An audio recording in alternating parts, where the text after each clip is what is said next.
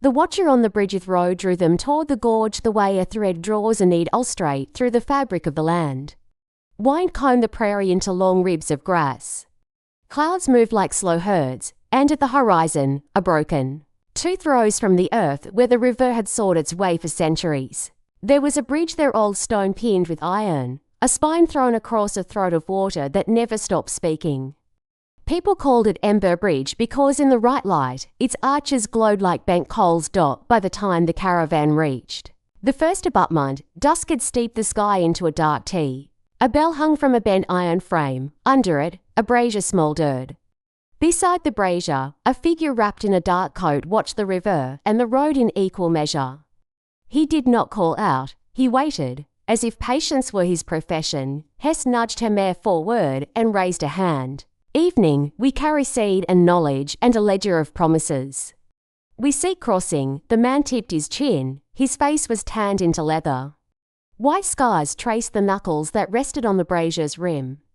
When he spoke, his voice had the heaviness of something that had been hammered many times. Evening, I keep this bridge. You can call me Ilex. He gestured at the brazier's low fire.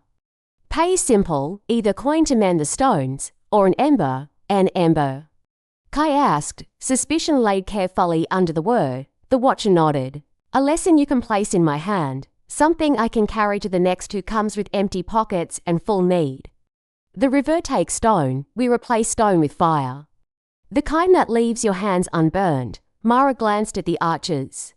Hatches of new mortar gleamed pale, younger scars on old bones. She felt the river's cold breath climb the stones and thread the hem of her coat. We can pay both ways, she said, coin for mortar. And an ember for the ledger. Alex's mouth might have meant to smile, but it learned restraint halfway through. Then teach, and while you do, don't be surprised if the bridge listens. They camped in the shadow of the first arch. The braziers along the parapets were little suns on iron tripods. Between them, the river threw its own silver. In the middle span, someone had set a stone seat with a back carved like a folded wing. The watcher occupied it with the relaxed intention of a man pretending to be at rest.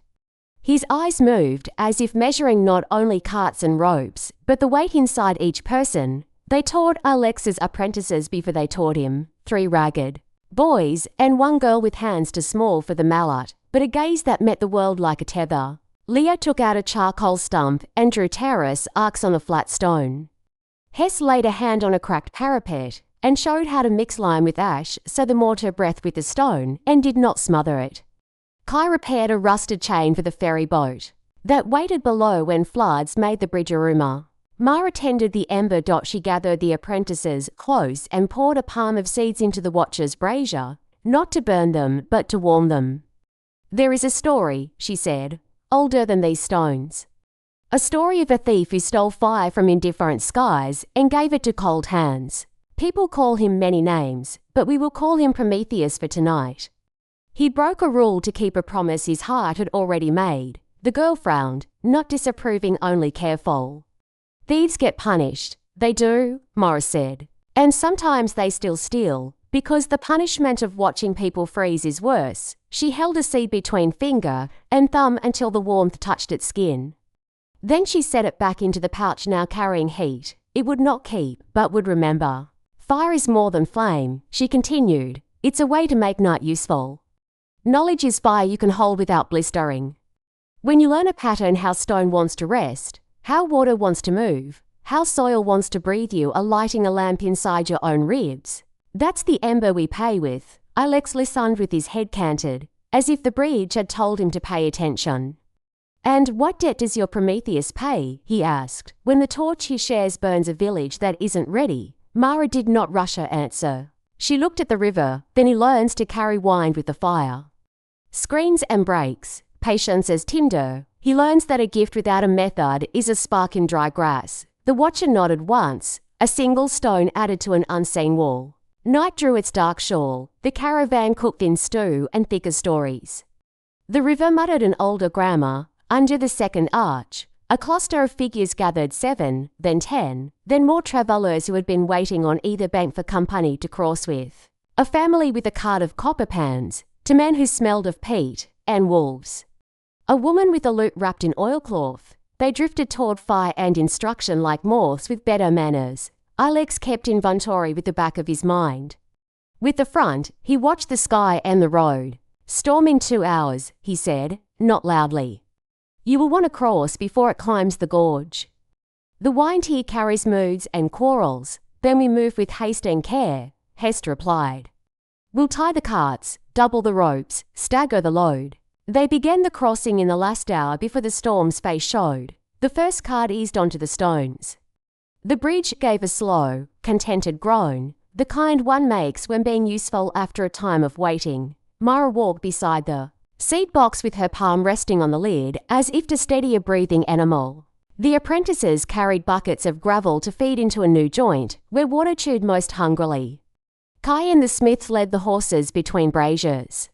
Firelight made coins in their eyes. Halfway across, the wind changed its mind and came from everywhere. It took the breath out of mouths and flung it back like laughter. It lifted cloaks and tried to teach them flight. The river below hurried into a new sentence. The brazier flames tilted and ran like animals in a narrow alley. Alex moved faster. Then a story could catch him. He was at the weak joint with his shoulder pressed against stone, his body suddenly another buttress. "Ropes," Hess called. "Hands here, no panic, only wait." They had learned this choreography in other places. How to lend a bridge the courtesy of bodies. How to pay a river with steadiness. Leo barked count. Kai tied knots with boldness. That looked like faith. The girl apprentice, small as she was, braced her boots against the seam and held a bucket steady so the line would not slop its strength away. The storm struck full. Rain arrived like thrown gravel. The wind took the cart's canvas and punched it into drums. The family with the copper pans began to sing by accident. Their fear fell into a melody and the woman with the wrapped lute unwrapped it and matched their pitch with strings like wire and rain. In the center of the second arch, something let go with a sound like a tired oath. Stone shifted. A fissure opened. Not much, just the width of a lie, but enough to make the carts lurch and the horses swear in their old language. One horse slid toward the edge. The seed box tilted. Mara moved without deciding. She set her back against the box and her hands on plank and hinge. The wood remembered her, and for a breath it stayed. Alex was there then, shoulder to shoulder with her, his breath measured, his voice a low bell. "This is the part," he said, "where we ask whether fire was worth the theft." "It always is," Mara said, and pushed with everything she wasn't sure was left. The cart settled. The fissure took a sob and stopped growing. The storm, perhaps disappointed, went to look for another outrage downstream. The bridge, having been asked for loyalty and finding it available, gave it. When it was over, they stood in the sudden quiet that follows an argument well fought. Rain softened into a fine thread. The river pretended it hadn't been shouting. People looked at their hands as if surprised to find them still attached. Alex went to the brazier and fed it a measured handful of shavings.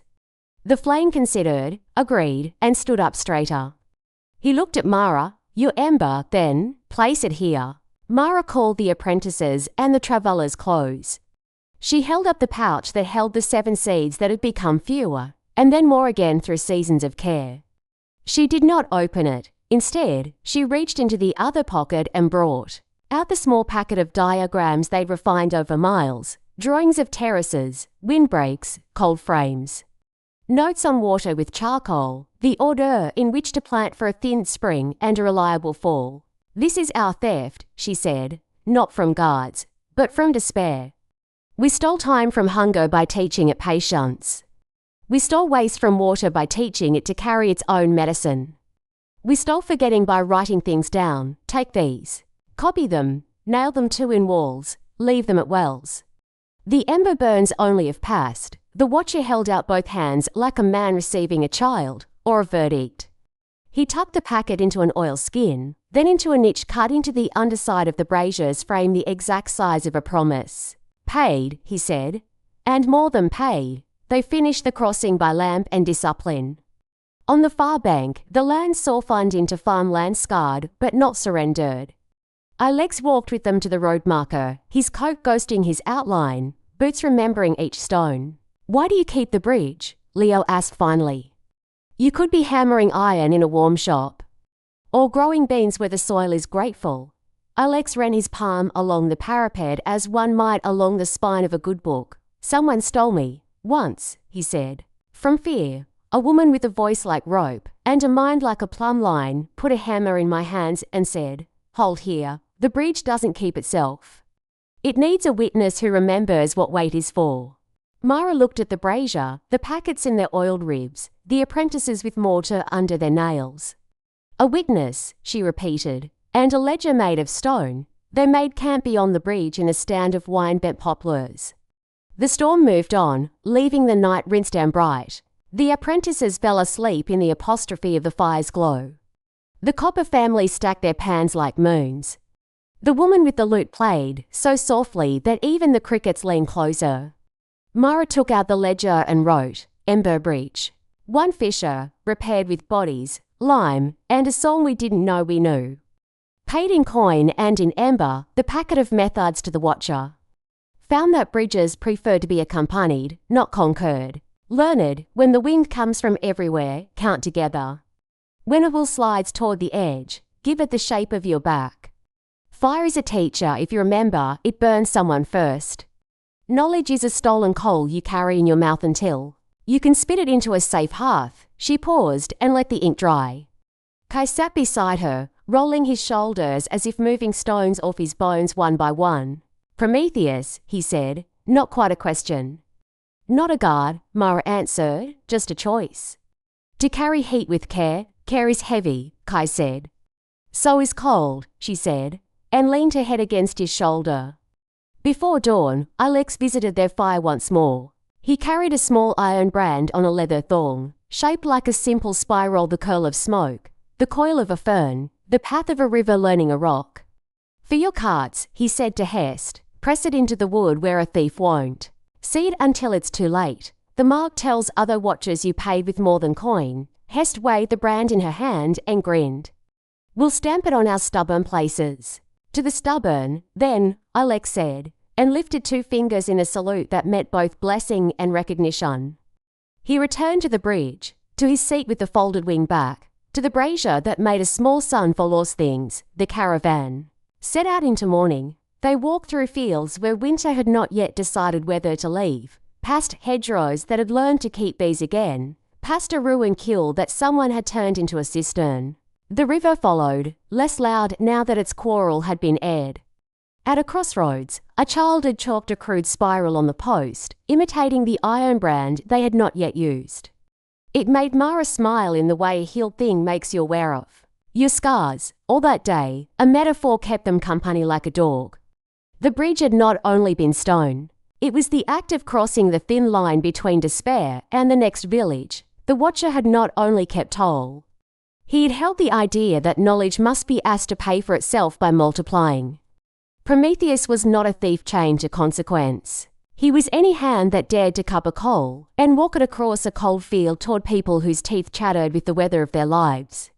By noon, the land levelled into a plain of stubborn green, new terraces sewn like music staves onto the slopes. The ledger carried more names than pages seemed to permit, and still they wrote. At the first well, someone had nailed a copy of the packet under a strip of glass to keep it dry. At the second, a woman recited the steps from memory, missing only one, which a listening boy corrected with quiet pride. Mara stopped at a low wall where Ivy had found a way, and set her hand on the stone, feeling the deep, slow breath of it. For a moment, the bridge inside her the span between the orchard's ash and this morning's light held, then the crowd of needs pressed again, and she shouldered her pack.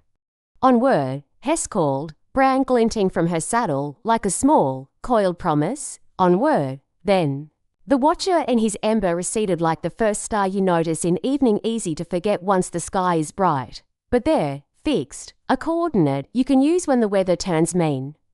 They left a packet in the brazier's ribs and took from it's something just as weighty, the reminder that every crossing leaves a mark on both banks. And if you are careful, the mark is a spiral outward, generous, a fire that learns to be a hearth.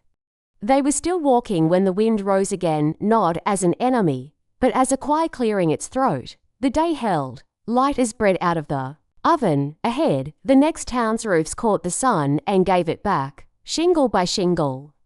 Tell me the story again, the girl apprentice asked, jogging at Mara's heel. The one about the thief who stole the Cole's job and gave it to Warmth. Mara smiled. I'll teach you the short version, short. The girl looked genuinely alarmed. Short, Mara said. Prometheus is a bridge with bare feet. He crosses because someone must. He gets burned, he keeps walking, he leaves. Embers behind until the road can see itself at night. The girl considered that with the gravity of 10 years and nodded. We should put that in the packet. We just did, Mara said. And the ledger stowed close to the seed box seemed to grow a fraction heavier with the weight of one more useful theft. Mara woke before dawn. The world outside the poplars already thinking in pale pencil strokes of light. The Brazier's brand spiral iron, the imprint of a promise glinted at her in the corner of the wagon like an eye that had learned to sleep with one lid open. She took the ledger, opened to the page where Ember Bridge was written in slow, deliberate script, and added a line. Prometheus is not only a name but a method, stealing heat to teach how to keep it. The caravan moved that morning with the careful dignity of people carrying a conviction. They were a school that walked, a library with wheels, and every step was a lecture taught in the language of mud and rope. The girl apprentice whose name, she now knew, was Nessa walked beside Mara, her small hands still raw from holding mortar and bucket, her eyes wide with the fierce curiosity of someone who had learned that danger sometimes disguised itself as salvation. You said Prometheus got burned, Nessa asked as they crossed a low, mist brush field. Did he ever stop stealing fire? Mara considered the question as if it were a seed. He did not stop stealing, she said, but he learned to carry less of it alone. That is the next lesson. Heat becomes useful when it is carried inside a container that can be shared. They talked in metaphors because metaphors were the cartography of the mind, short maps to truths too large to set down plainly. Prometheus, in their telling, was a man who pocketed a sun and taught people how to make lamps. The lamp, then, was a method, a way to store and pass light so that it did not scorch the hands that held it. The ledger became the lampstand, the seed box, the hearth. Each item in their caravan had been remade by story into a practical theology. Weeks later, the caravan arrived in a valley where rumours said a man lived who liked to collect small miracles and keep them polished. He was called Thorn, and his house was a museum of kinds. A shelf of repaired clocks, a drawer full of maps with routes circled in pencil, a wall where 1,000 little knives had been nailed like stars. People told stories that he traded his goods for wonders if you could catch one. Where Prometheus stole to warm, Thorn hoarded to admire. The villagers called his behaviour clever. Mara called it a problem. They went to Thorn not to shame him, but to test the Ember theory. Could you teach a man to let go of hoarding if you showed him a better way to honour the thing he loved? The experiment began as all good experiments do with humility and bread. Thorn agreed to an exchange. He would allow the caravan to teach in his square if they would repair, truthfully and carefully, the small wine clock he had acquired from a ruined lighthouse. In return, he would lend them a tool, a long-handled bellows made from stitched leather and seasoned oak that could coax a kiln's heart without singeing a single neighbour's house. It was the kind of instrument meant for a smith who understood both heat and restraint. Nessa watched Thorn as he held the bellows. The man's fingers trembled in the way someone trembles while reading a beloved story aloud. Mara saw how wonder could calcify into possession. Watch, she told Nessa. See how he holds the bellows like a relic. Some people collect stars in jars and call themselves safe. Others learn to make a map of the sky and invite the village to watch the constellations together. The lessons in Thorn's square were patient. Leo taught rotation cycles while children made marks on wooden spoons, each marker promised to water. Hesh showed how to make a cold frame using glass and old shutters and attic for seeds awaiting spring. Kai demonstrated a simple, brutal machine for lifting heavy sacks without breaking backs. And Thorn, who had come to admire the spectacle, rather than participate, began to watch the way hands moved around the tools, not to catalogue the wonder, but to learn from the motion. On the night before their departure, Thorn invited Mara and the caravan to his house. They sat among his collections, and the man, who had the air of someone who had been taught to count things rather than to be counted by them, asked why they crossed lands to teach peasants how to be patient. Because patience, Mara said, is a skill, not a virtue. It must be taught the way you teach children to counter repeated practice until the wrist knows the numbers by muscle memory. Prometheus stole a thing he wanted kept in common. We hand people the muscle to keep it. Thorn, surprised into silence, fumbled and then pressed the bellows into Mara's hand. Teach us, he said simply. Teach me how to give things away without feeling empty. So they did. Thorn learned to organize a small public archive of tools where anyone could borrow a library of labor signed out on a wooden ledger. For the first time in his life, he watched a tool leave his house and return cleaner, used for the good of many. The pride in his voice was not selfishness, but the sound of a man learning stewardship. News of the bellows loan spread like a small folk song. Villagers that had hoarded seed for the poor came to see Thorn teach the art of communal tools. Prometheus, in their telling, had not only stolen fire but had taught how to make bellows. Each story was a template for action, theft followed by sharing. A dangerous first step followed by the invention of containers. But not all stories end politely. In a hamlet a day's walk beyond Thorn's Hill, a priest of scarcity, an old man who believed that keeping things tight and contained was piety, decided to punish the caravan's influence. He gathered a group and stole a cache of seed. From the communal press, the theft, crude and desperate, hit the community like an animal bite the wound bled hope. Mara and the caravan arrived to the side of a square emptied of its usual life. People gathered with faces flat as bread. The priest stood at the center, fingers white with guilt and righteousness. He spoke of scarcity as a moral law, of preserving what was left by keeping it locked away. His voice had the old cadence of fear dressed in ritual. Mara could have argued him into shame, could have written his act into the ledger with an ashamed hand. Instead, she did what Prometheus would have done. She offered him a problem to solve, rather than merely a crime to confess. She proposed a theatre of exchange 3 days in which the town would reenact a sequence of giving and receiving, each act recorded and multiplied. For every seed taken that could be shown to have been used for the common good, bread baked and shared, seedlings established the town's ledger would be marked with a spiral brand. The Watcher's emblem, meaning seen, held, returned. The priest, who had been trained by rules, quailed at the idea of public accounting. Rules are easy to hide behind when shame is private. But when transparency became a ritual and act they all practiced together, the social pressure shifted. People who had hoarded found themselves holding tools in public, doing visible labor, and feeling the slow unfastening of hoarded shame. On the second day, an old woman who had once been a midwife stepped forward and showed the town her small crop of beans, planted with the stolen seed. She offered half to the priest's household, half to the communal part. The sight of a ham letting go, without being emptied, unstitched the priest's scarf of self-righteousness.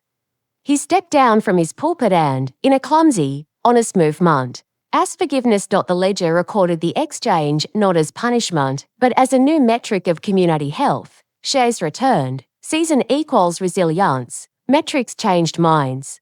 Prometheus' theft, reframed, became a kind of pedagogy. The transgression made visible allowed the community to practice repair. That night, Mara wrote long into the ledger, her pen moving like a plough. She wrote of bellows and bridges, of watches, kept and embers handed, of how theft and giving existed on a spectrum, and how the work of repair was more important than the theatre of blame.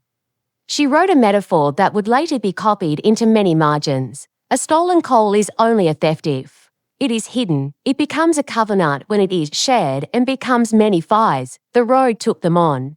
They left behind a town less pristine but more honest, a pile of small repairs, a bellows that travelled from hand to hand like a baton in a relay. Nessa carried the story of Thorn and the priest as if it were a small coin she might spend on a future winter. Alex's spiral brand reappeared on 100 doors, a sign that the bridge had been crossed with an ember, that someone had stolen warmth and decided to teach how to keep it. Months later, in a place of windmills and rain, the caravan faced a different test, a famine that could not be mended by technique alone because the weather itself refused to behave. They planted, tended, but the sky withheld. In the absence of harvest, stories those soft, stubborn tools became the only currency people could trade.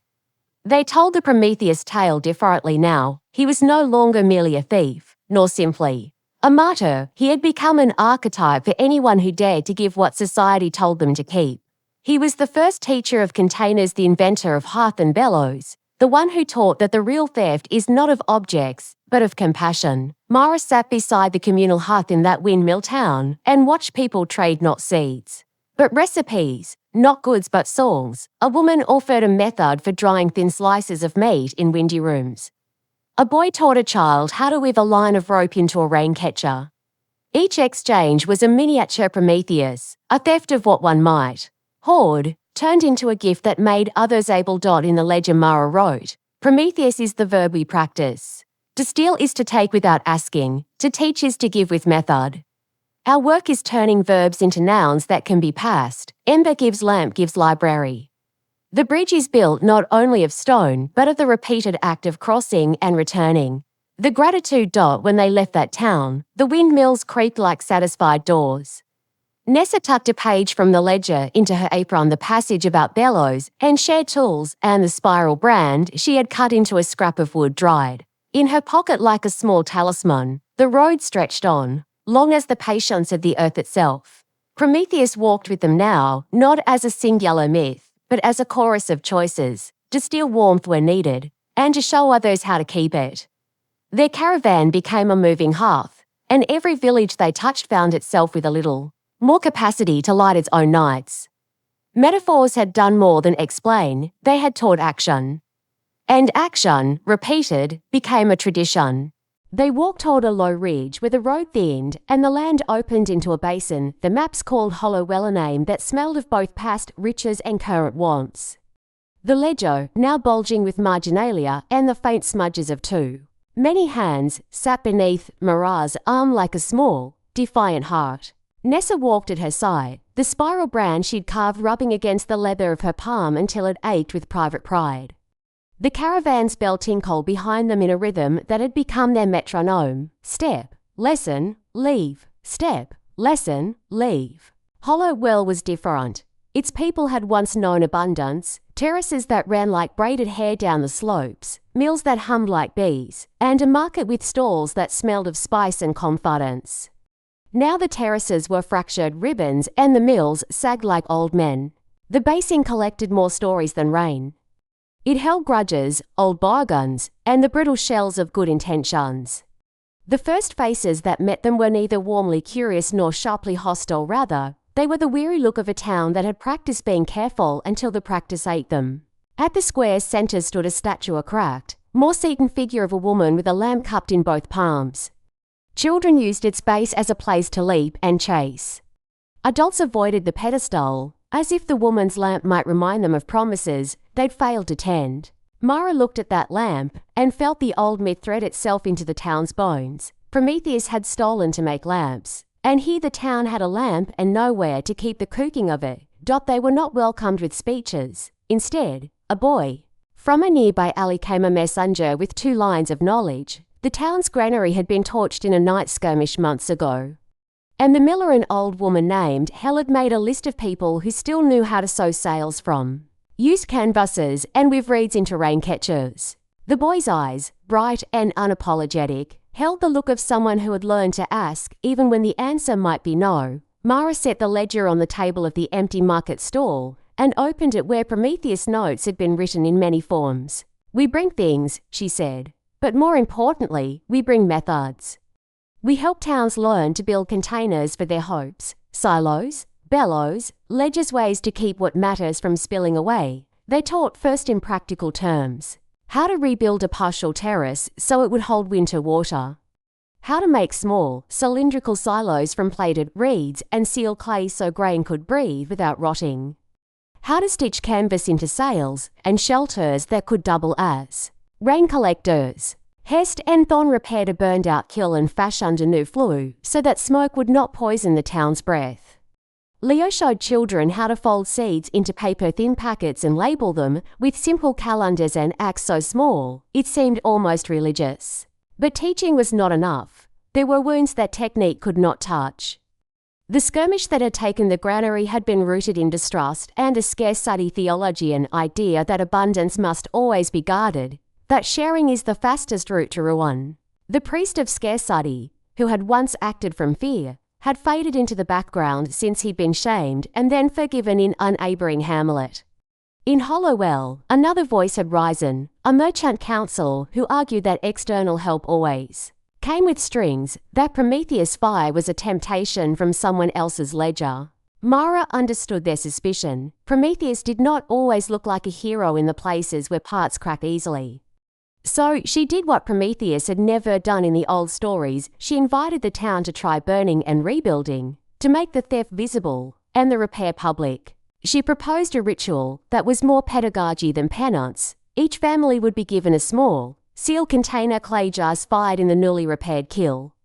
Into each jar they would place a portion of seed, a scrap of cloth, and a short note. One small, honest account of a thing they were willing to share. The jars would be buried around the statue of the woman with the lamp and opened only after the first harvest. It is not a trust, Mara told them as they worked, shaping reed and clay with hands that learned to map fatigue into form.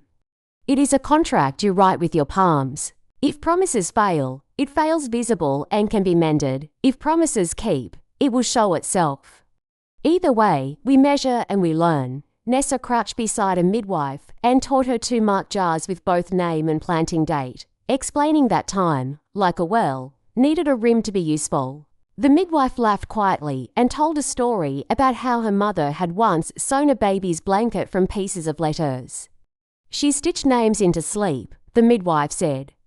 Maybe these jars will stitch us back together, they buried. The jars with ceremony, no drums, just the measured sound of earth being replaced, and a boy dropped the last packet in with the fervour of someone casting a coin into a well that might answer.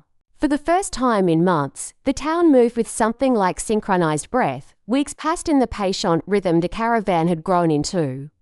Spring creaked into the basin with a tentative hand.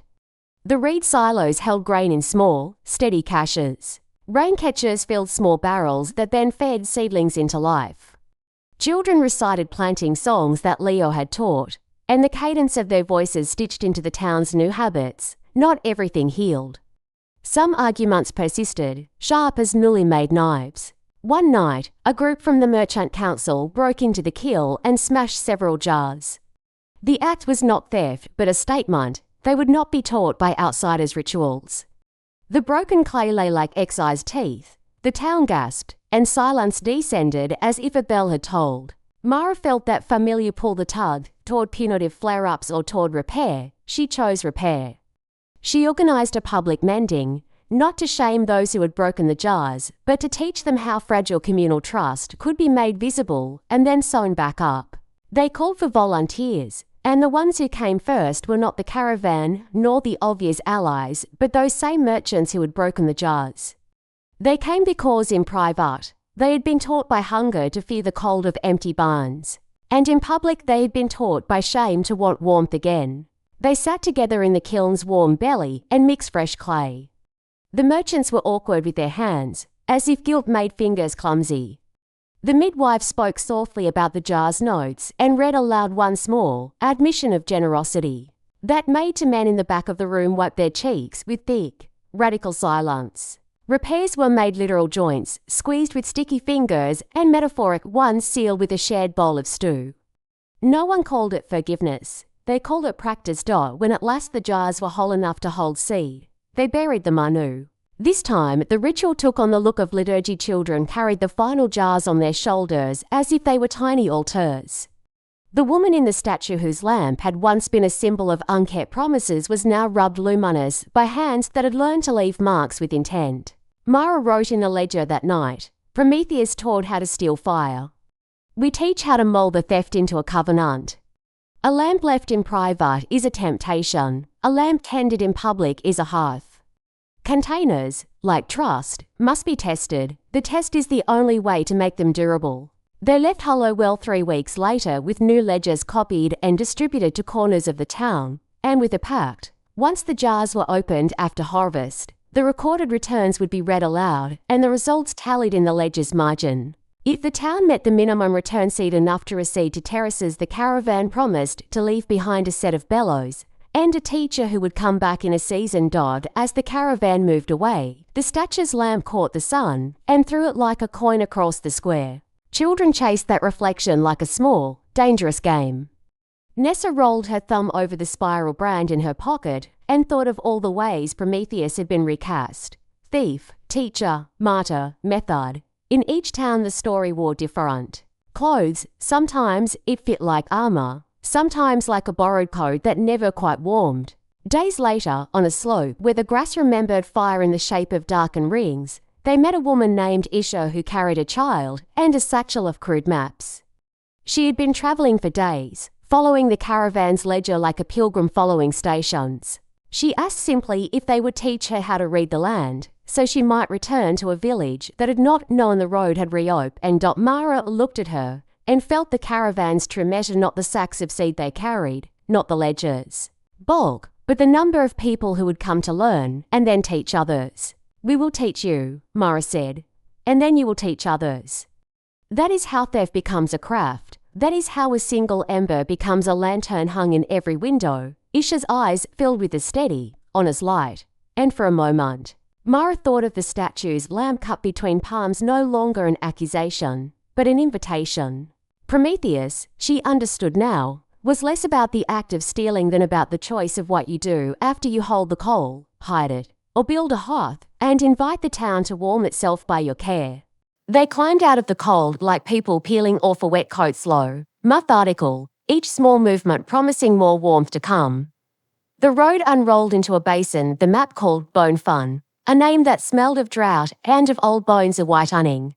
Under an indifferent sun, the towns here had learned another lesson. When rains failed, folk learned to count in withheld breaths.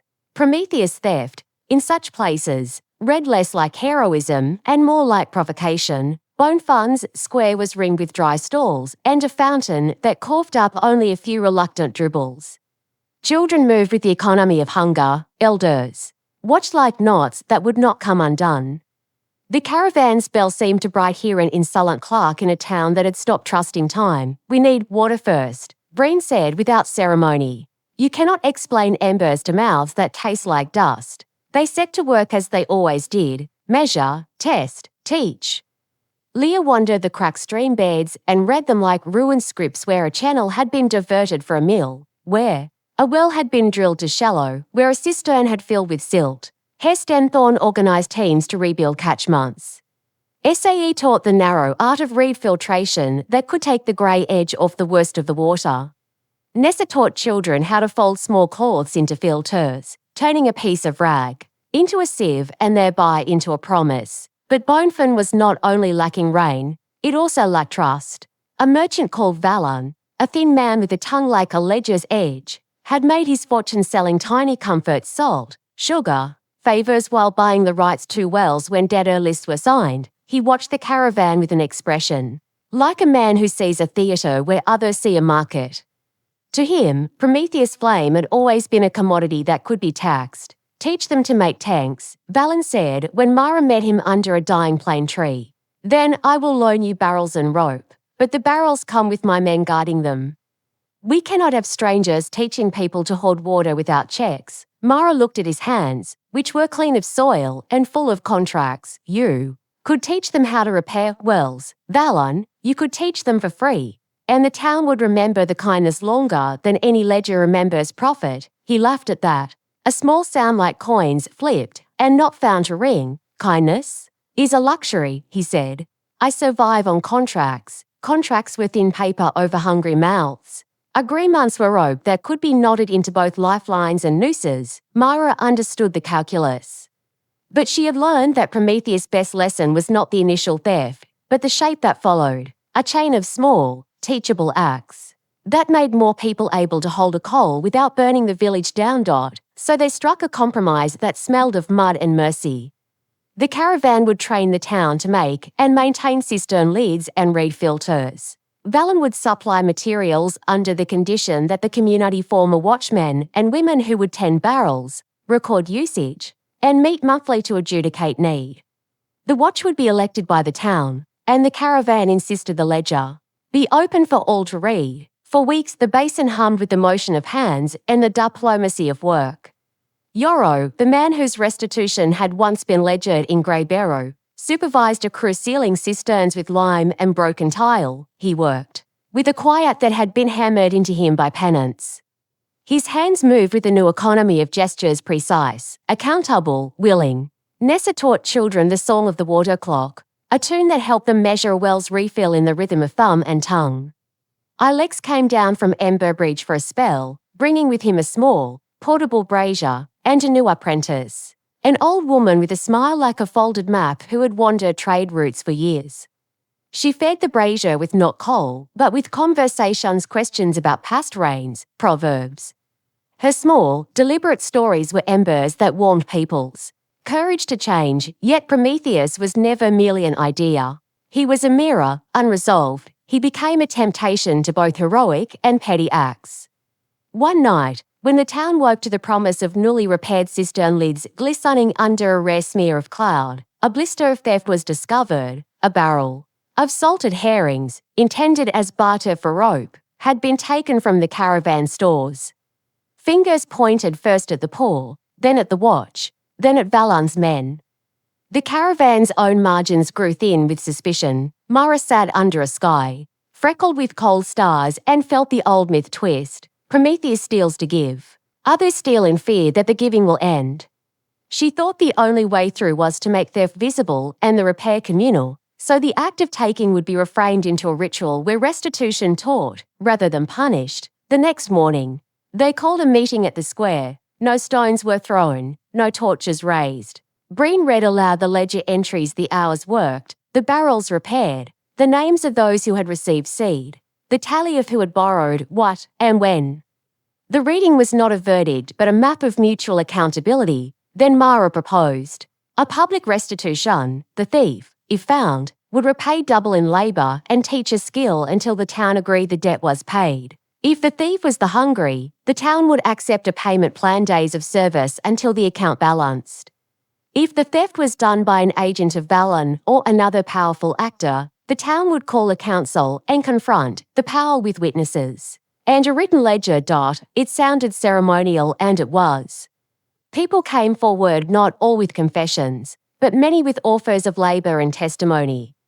A girl admitted she had taken the herrings out of a fear that her brother would die that week. Without protein, she fell to her knees and offered to care for the communal latrines while being taught weaving. A man from Valon's men, ashamed, volunteered to teach rope mending to children after his captain insisted on a public apology. Valon watched these acts and felt the ledger like a stone at his feet. His pals softened, not wholly, but enough to be worked. The Caravan then did something more subversive. They converted the stolen herrings into a lesson. Hess brined the manu, showing how curing could preserve protein for months if stored in oil and clay. Thorn collected the children and taught them how to weave small containers that would keep oil from leaking. The stolen fish was not wasted. It became a classroom, a feast, and a public lesson in transformation from theft to utility. Days passed, and the watch, now with elected members whose names weren't in the ledger for all to see, met and rotated duties. The cisterns held, children sang the water clock song and could tell, by voice, if a well had been topped. Prometheus' presence in their myths had shifted, no longer merely the thief of heat, but the template for making theft the beginning of pedagogy. They had, through the arduous business of mistrust, turned a wound into an education. In the cool of a late afternoon, as the Caravan prepared to leave Bone Fun for lands that promised better soil, but promised new complexities of human hearts, Mara walked the basin once more. She found Yarrow at the newly repaired pump, his hands black with grease and his face sun-browned into a map. He handed her a small pack, 3 jars of cured fish, 2 lengths of rope, a strip of map. We'll keep watch, he said, the ledger's weight visible in the way his shoulders squared. We learned to be containers. Mara took the gifts, felt the small life of them, and thought of Prometheus as a verb that had multiply, to steal, to teach, to mend, to gather witnesses, to make public the act of repair. She wrote in the ledger, ink washing into the page like rain, Bone Fun cisterns repaired. Watch instituted, theft transformed into pedagogy. Prometheus is now a school of gestures. Containers keep heat and trust. Both must be tended. They left. With less grain in their sacks, but with lessons heavier than barley, the road ahead was a thin line of choices. Prometheus walked again at their backs, a chorus now, not a single and doomed man. In every village the caravan left, the myth bent to what the people needed, sometimes a warning, sometimes an instruction, sometimes a scapegoat turned teacher. In all of them, the coal had been carried and, with care, had learned to become a hearth. They followed a road that folded itself like a well-thumbed map, each crease a lesson learned and a warning remembered. The caravan's bell became a pulse tying one village to the next. Each toll was a small insistence that the work continued. Chapter 17 Ember Bridge, and its watcher had become an axis around which many of their later choices spun. Prometheus, once a theft and a myth, now rode in their pockets as a verb, to take, to teach, to contain, to return. It hummed between them like a bar of heat you could pass hand to hand without burning. They crested a low green ridge and looked down into a valley that seemed to have been carved to teach humility. The town at its heart was called Caravan, half market, half cemetery of unused plans. Its roofs bore the dust of abandoned schemes. Its market square was ringed with stalls that had learned to sell only necessities. A slow river threaded the town, wide and flat. Willows leaned in, as if to listen to its speech.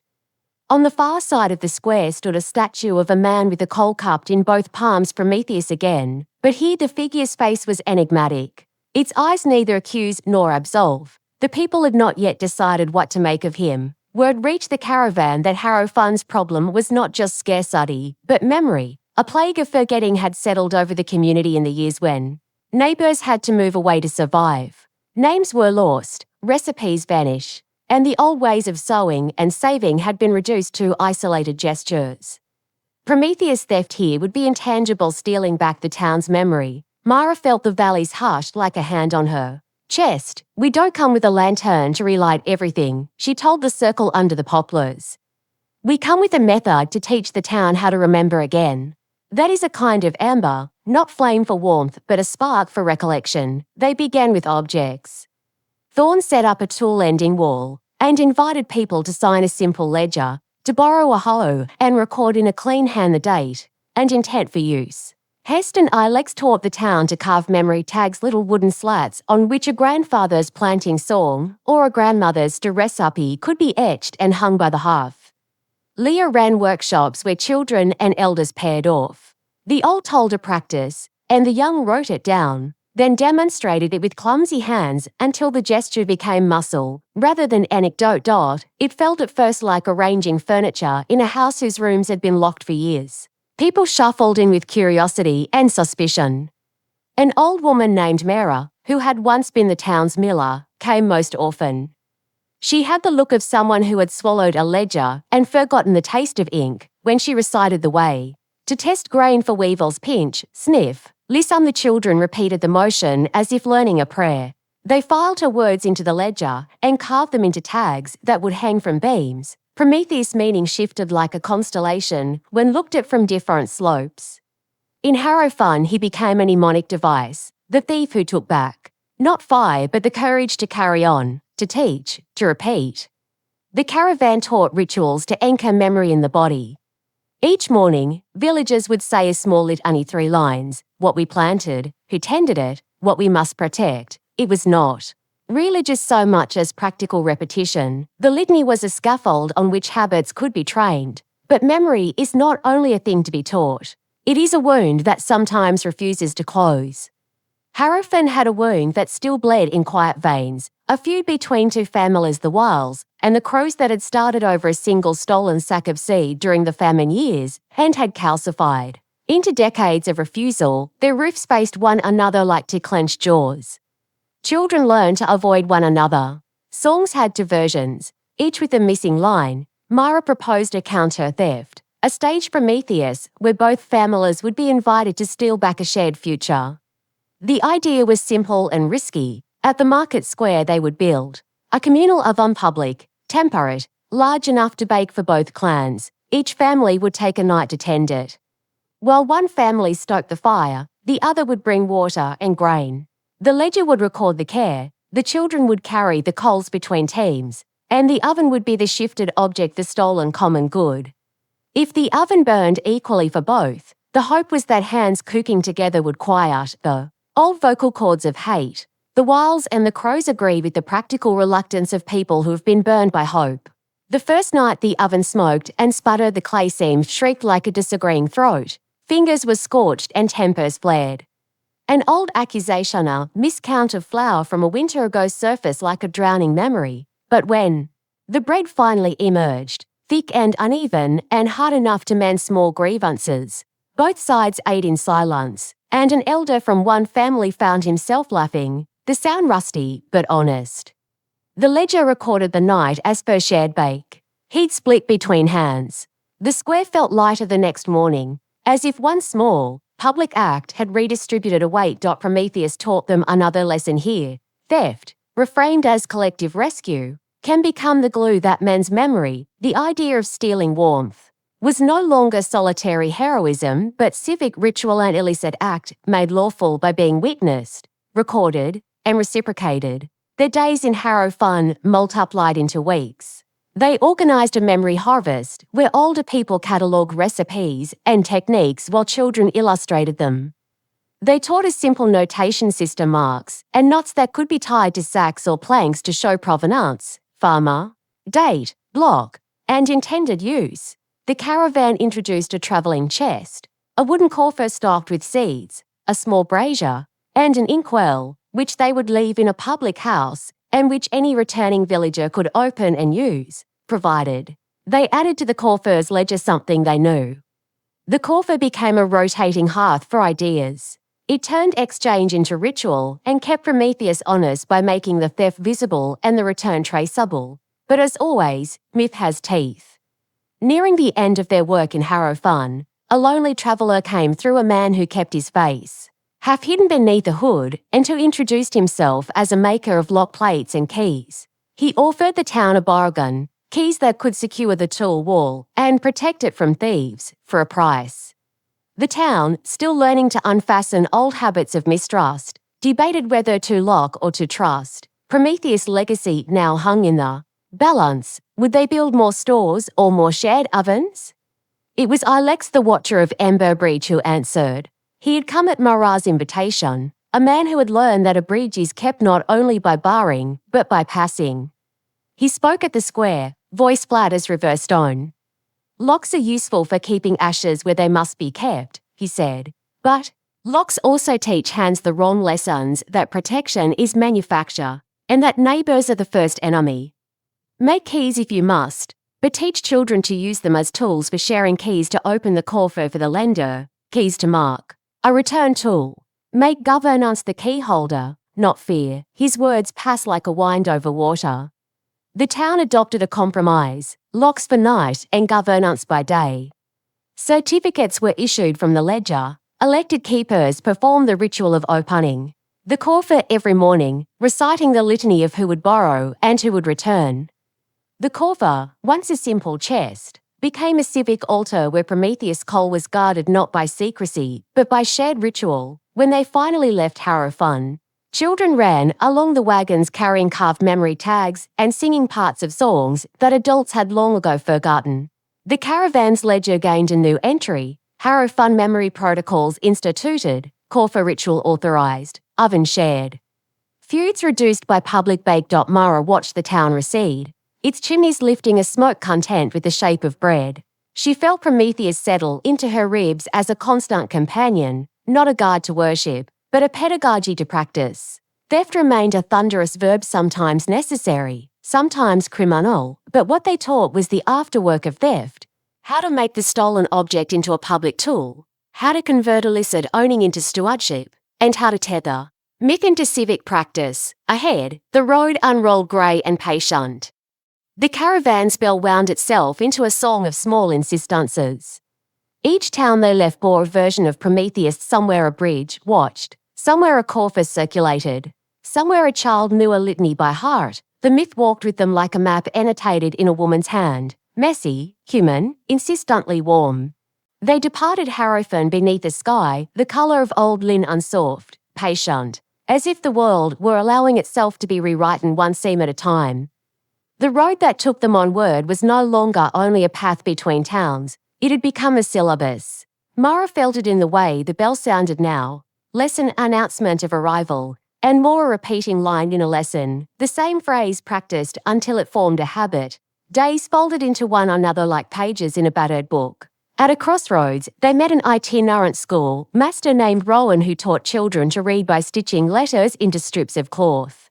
Rowan pressed his palms to Mara's ledger and said, "A story that is not written is a coal left to cool in. A pocket, it will burn your hand and you will blame the world." He volunteered to copy their lessons into small primers to be left in windows and under half benches. Prometheus, she realised, had become an editor, theft transcribed into text people could borrow and return, the Caravan's method matured into ritual. They no longer merely passed on techniques, they ceremonied them. At each village, they lit a small teaching ember in public, an unremarkable coal in a brazier, tended by novices for a season. The ember's purpose was both practical and symbolic. It was the test that measured patience. Whoever learned to tend it without letting it flash into showy flame or perish from neglect earned the right to borrow tools, seeds, and, later, the ledger's pages. The ember was Prometheus distilled to temptation given form and contained so that the town could practice the movement from desire to discipline. On a dusk rimmed with red, the bell tolled when the caravan reached a place called Moorhold, where peat smoke hung like a low constellation, and the people spoke with the weather in their throats. Moorhold had a problem different from Harrow Fun's forgetfulness or Bone Fun's drought. It had pride. Its elders believed their methods superior passed down in a long line like heirlooms and resisted outsiders. Prometheus here risked becoming an accusation. Who are you to steal what our grandparents kept whole? Mara sat with the elders by a hearth that remembered better days. She did not offer a sermon. Instead, she brought a small bowl and placed within it a single ember, cool, not glowing. "Not all theft is theft of things," she said. "Sometimes you take a method because you cannot keep the future with the old hands alone. We are not telling you to give up what you have. We ask only that you teach what you keep." An elder whose name was Oren hands like curled maps took the bowl and held the ember as if it were the fragile centre of a life. He looked at Mara, then at his congregation, and cracked a grin that had been unused for seasons. "A borrowed ember," he said. "We can burn our pride down with it and see what grows." They taught Moorhold to make peat cakes that would smoulder long enough to cold smoke fish. They taught the village to build double-throated hearths so kitchens could bake without starving the night. The elders taught the caravan in return, a method of pressing peat that preserved heat and smelled like old stories. Prometheus here was plural, not one thief, but many small hands learning to share the cunning of their ancestors with the caravan's itinerant pedagogy. The more the caravan taught, the more the myth of Prometheus shifted. He no longer lived only in the ledger as a tale, he became a verb in the villagers' mouths.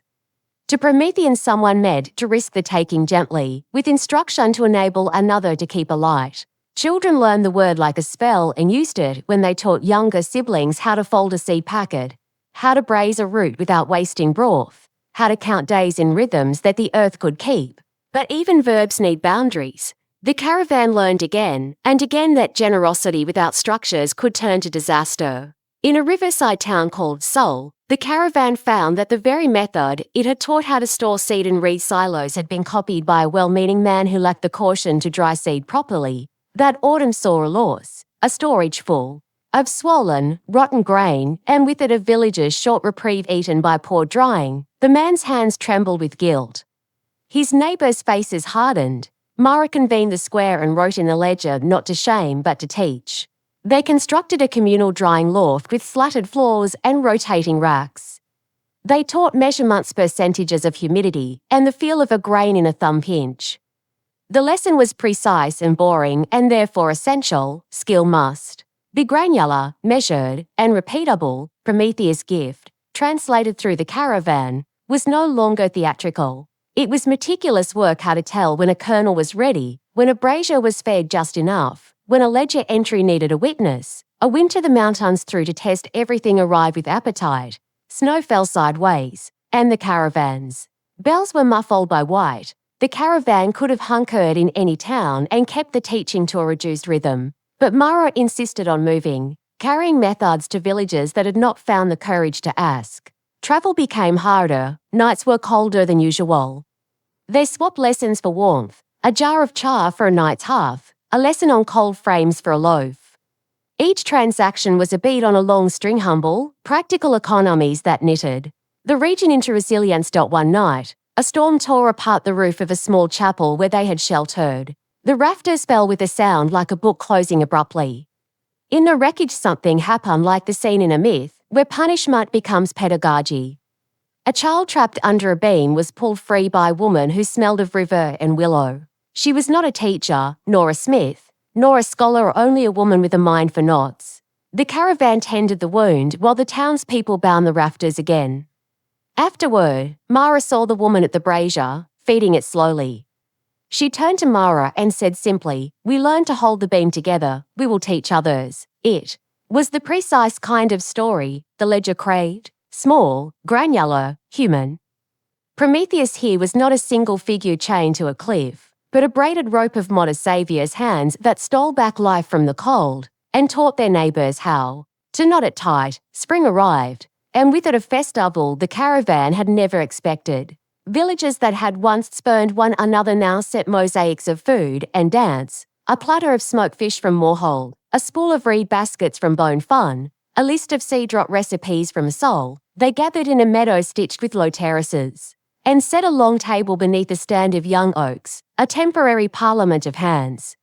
Rowan Reed allowed the premise copied by wandering children. Alex played a low tune on a pipe that caused laughter to loosen like stitches. Mara watched the field like someone who had stitched a quilt, and was seeing the pattern reveal itself. Patches sewn from need and artistry, seams where Prometheus coal had been passed and became a hearth. She felt the ledger heavy and tender in her pack, the entries not merely inventory, but testimonies. They celebrated in small metaphors. A child carried the teaching ember like a lamp, passing it from town to town at the festival's start. An elder lit a sheaf of straw from that small coal and used it to kindle a place-made fire where everyone dropped in one useful thing that could teach someone's knotting trick, a recipe, a cadence of counting days. The fire burned low and bright, not greedy. It was the image they had been moving toward. Theft reconceived as gift, given with instruction and wrapped in accountability. Even then, the world reminded them that every gift carries shadow. At the edge of the meadow, a figure watched a trader named Vallo, who trafficked in rare goods and rare aromas. He approached Mara with a proposal. He would take the caravan's primers and sell them across regions. For a price, he said, the money could fund more journeys. He argued that making the lessons courtesy would allow scaling. Mara felt the old ache at the thought the ledger's entries being reduced to saleable pages. Teaching is not a commodity to be plumbed for profit, she said. It is a craft that must be taught in the hands that will use it. Vallo, quick as a ledger's footnote, smiled. But who will teach otherwise? Who will bind the primers if not through the markets? The question was not silly. The caravan had to reckon with scaling their pedagogy without stripping it off. The conditions that made it durable: public rituals, apprenticeships, and witness ledgers.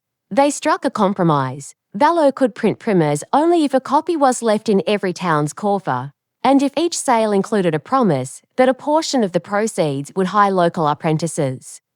The deal was awkward and imperfect and necessary. Prometheus had always been an imperfect theology. Policy, as Mara had learned, would have to be the same. Seasons passed and the caravan's network thickened.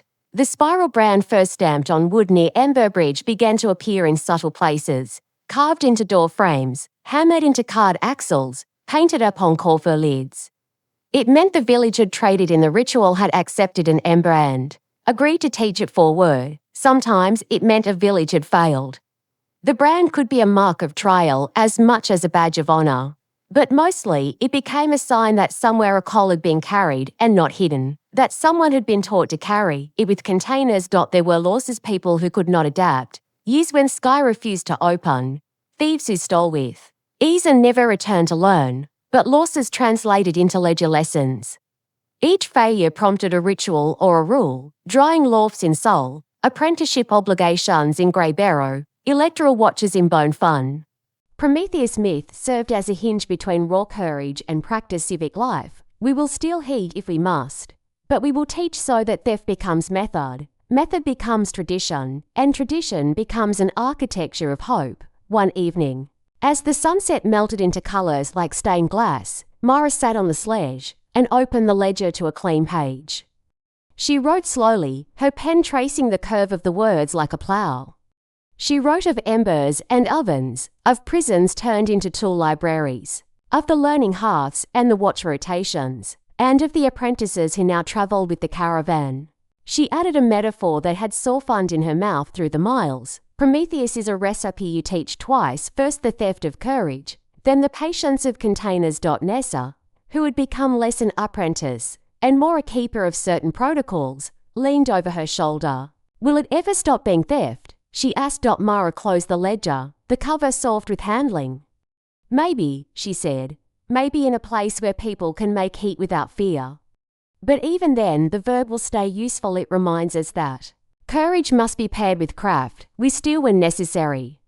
We teach so theft doesn't become habit. We make containers so promises can be kept. That's our work. They packed at dawn and moved on. Behind them, in hedgerows and upon door frames, in the small coffer at a wayside inn, and in the empty kiln now a cistern, the marks of their passage lingered like footprints that do not fade. Prometheus, once a single man punished by guards, had become a chorus of choices, a grammar of practice. The caravan was not ending a story so much as adding marginalia to it, suggestions for future readers on how to carry coals without burning hands. As the road unspooled, a child ran up with a scrap of cloth and tied it to the wagon's axle, a crude spiral sewn with clumsy stitches. So we remember, the child said simply. Mara smiled and tied the cloth tighter. The spiral snagged on the wood and sang a little in the wind, a sound like a bell practiced in the mouth. The bell on the caravan chimed in answer, and together they walked toward the next village, carrying the ember forward into places that still needed heat, and into people who would learn the shape of holding it.